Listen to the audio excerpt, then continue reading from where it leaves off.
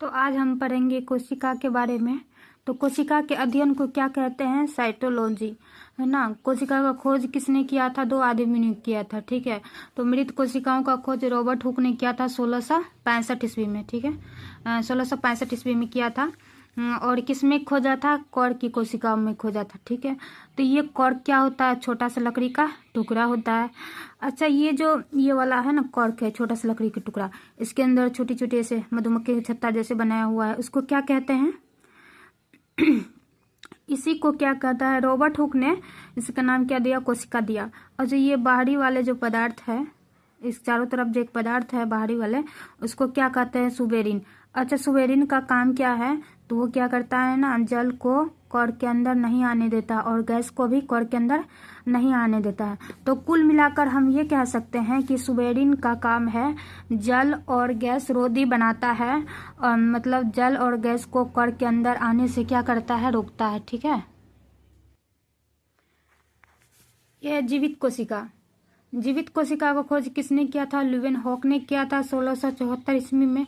किसमें खोजा था? वो जल में खोजा था जीवित कोशिकाओं का, ठीक है। एक कोशिका सेल, कोशिका यानी कि सेल। सजीवों के शरीर में सबसे छोटी इकाई क्या है? कोशिका। सजीव के क्रियात्मक व संरचनात्मक इकाई को क्या कहते हैं? कोशिका।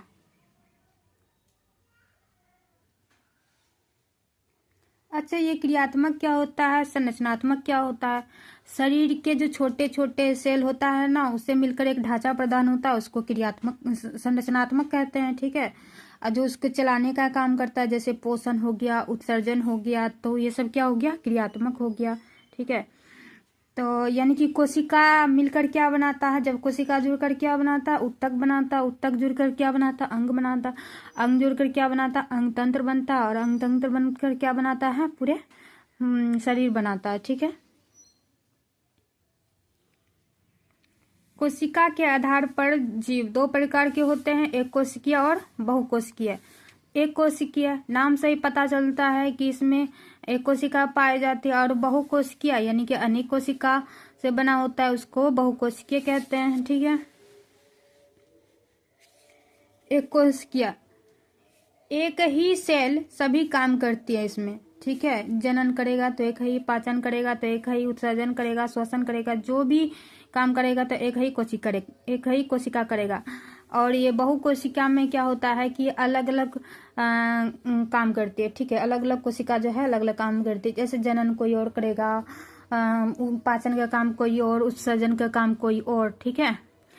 और ये श्रम विभाजन पाया जाता है बहुकोशिका में। अब हम इसके एग्जाम्पल देखेंगे। एक कोशिकीय एग्जाम्पल, जीवाणु, अमीबा, पैरामीशियम, नीली हरी शैवाल। अच्छा, नीली हरी शैवाल का और भी नाम है साइनोजीवाणु, ठीक है। और उसके बाद युगलिना हो गया, प्लाजियोडियम, ईस्ट। अच्छा, ये विषाणु जो है, विषाणु एक कोशिकीय है या बहुकोशिकीय? तो वे जो है, विषाणु जो है कोशिका रहित है, ठीक है। इस तरह से हम कह सकते हैं कि विषाणु न तो सजीव है न तो निर्जीव है। किसी के बॉडी में जाएगा तो सजीव हो जाएगा, और हवा में जाएगा तो निर्जीव हो जाएगा।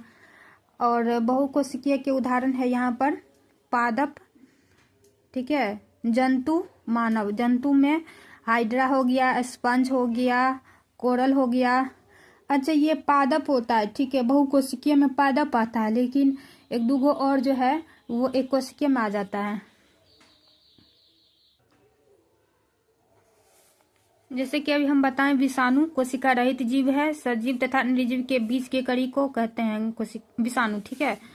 और एक कोशिकीय जीव शैवाल, यानी कि अभी जो बताए हैं पादप वाला की कुछ कुछ है जो एक कोशिकीय में है, ठीक है। जैसे क्लोरेला हो गया, क्लोमाइंडोमोनास, ठीक है।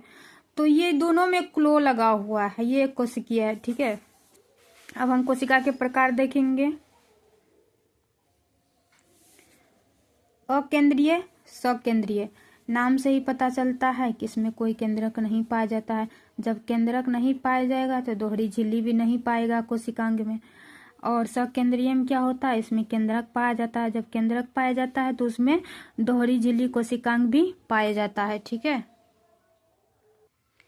यहाँ पर दोहरी झिल्ली कोशिकांग है, कौन कौन सा है, ये केंद्रक हो गया, सूत्रकणिका, लवक। ठीक है, प्रोकैरियोटिक सेल और यूकैरियोटिक सेल। ठीक है, प्रोकैरियोटिक में राइबोसोम की संख्या 70S और यूकैरियोटिक में 80X।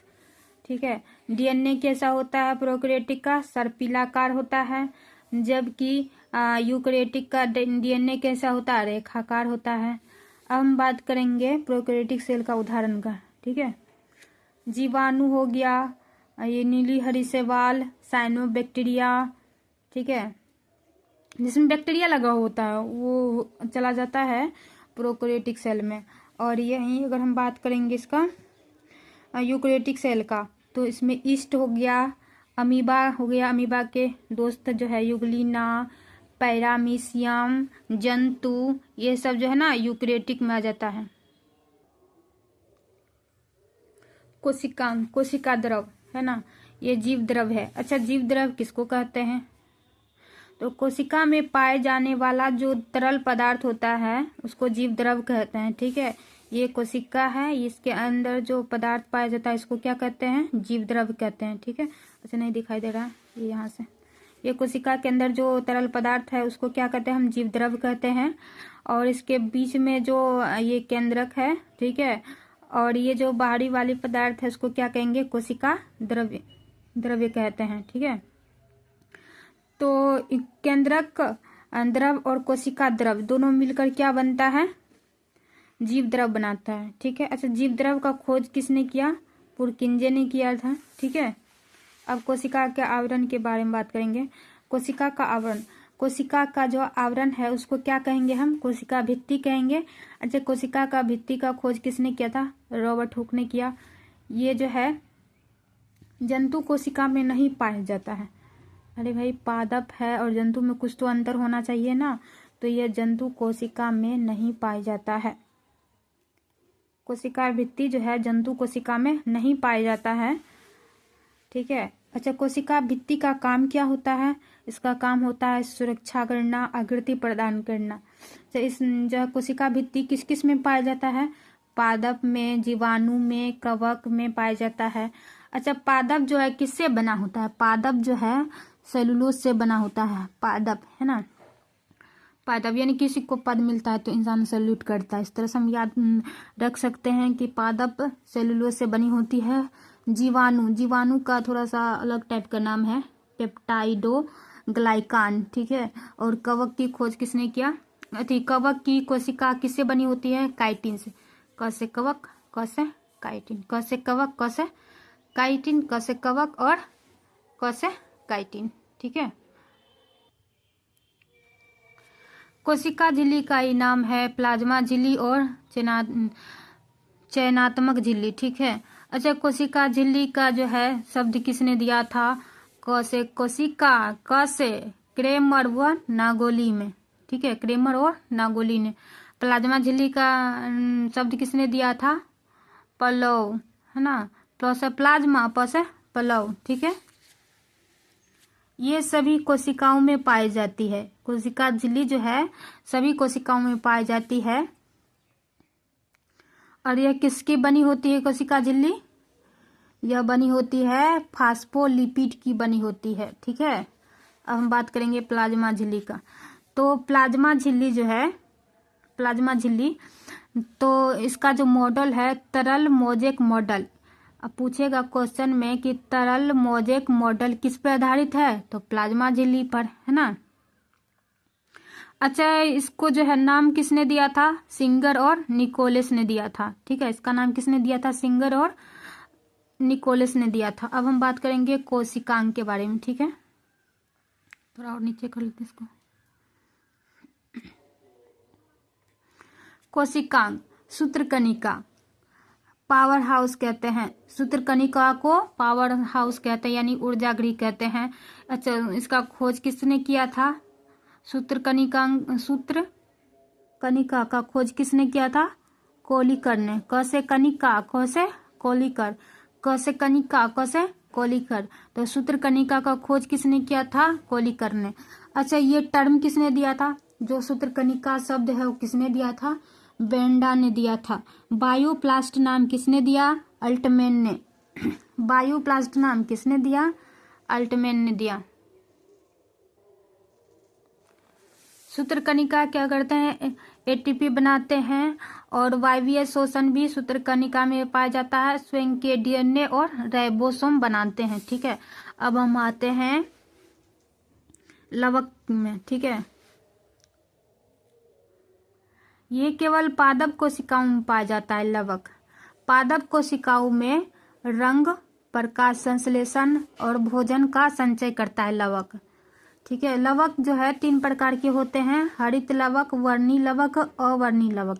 हरित लवक में हरा रंग होता है, वर्णी लवक में सभी रंग प्रदान करते हैं हरा रंग छोड़ के, क्योंकि हरा रंग हरित लवक प्रदान करते हैं। ठीक है, अवर्णी लवक क्या होता है? किसमें सफेद रंग प्रदान करता है और यह भोजन का भी संचय करता है, अवर्णी लवक। अब हम बात करते हैं हरित लवक, केंद्रक और माइटोकॉन्ड्रिया। ठीक है, ये तीनों में डीएनए और राइबोसोम होते हैं। ये थोड़ा सा, हाँ, हरित लवक, माइटोकॉन्ड्रिया और केंद्रक, ये तीनों में क्या होते हैं? डीएनए और राइबोसोम आते हैं। अच्छा, ये राइबोसोम क्या होता है? इसको प्रोटीन का फैक्ट्री कहते हैं, ऊर्जा ग्रह कहते हैं। कोशिका के सबसे छोटे कोशिकांग कौन सा है? राइबोसोम। प्रोटीन का संश्लेषण करता है, यही इसका काम है। अब हम बात करते हैं यहाँ पर वैक्यूल के बारे में। ये पादप कोशिकाओं में सबसे बड़ा कोशिकांग है। ये पादप कोशिका अतिरिक्त भोजन का संचय करता है। देखो, यह नाम से ही नहीं लग रहा है, रितिकता खाली जगह होगा तो ये क्या करेगा? जो भी भोजन वगैरह रहता है ना, अतिरिक्त भोजन, उसका क्या करता है? संचय कर लेता है। ठीक है, यहाँ पर एक नोट लिखे हैं कि जंतु कोशिकाओं में सबसे बड़ा कोशिकांग क्या होता है? केंद्रक होता है। और पादप में क्या होता है? पादप में क्या होता है? रितिकता होता है। ठीक है, और यहाँ पर कोशिका का स्फीति दाब बनाता है। कौन बनाता है? रितिकता। अच्छा, ये स्फीति दाब मतलब क्या होता है? कि कोशिका के अंदर कितने मात्रा में पानी होगा, ठीक है, उसी को क्या कहेंगे हम? स्फीति दाब होता है। तो कितने मात्रा में पानी होगा, ये काम किसका है? रितिकता का। कोशिका के अंदर कितने मात्रा में पानी होगा, ठीक है, तो कोशिका का स्फीति दाब किसने बनाता है? रितिकता बनाता है। अच्छा, तो ये रितिकता को भित्ति कहते हैं।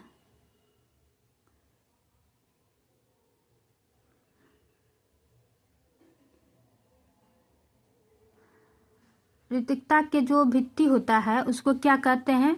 टेनोप्लास्ट।